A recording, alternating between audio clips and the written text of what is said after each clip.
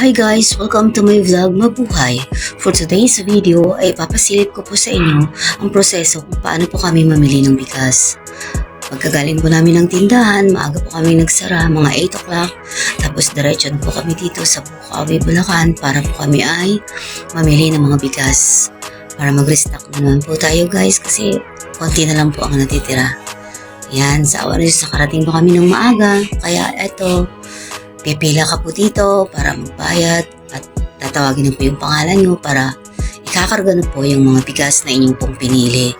Kapag kayo po ay sanay na po doon at kilala na po kayo, yung mga nagkakarga po ay paunahan na po sila sa pagkarga ng inyong bigas kapag ikaw ay nagbibigay ng tip sa kanila pagkatapos po nilang nagkarga. Kahit na meron pong bayad sila doon, iba pa rin po yung nagbibigay tayo ng mga tip. Nang sa gayon po ay mabilis po maasikaso. Alam niyo naman po siguro, ang typical na Pinoy, kailangan may padulas para lagi pong mabilis ang pag-asikaso sa bawat transaksyon.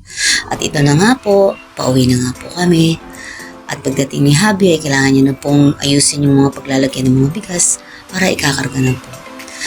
Okay, nandito na po at i-restock namin po ulit. Okay, thank you guys.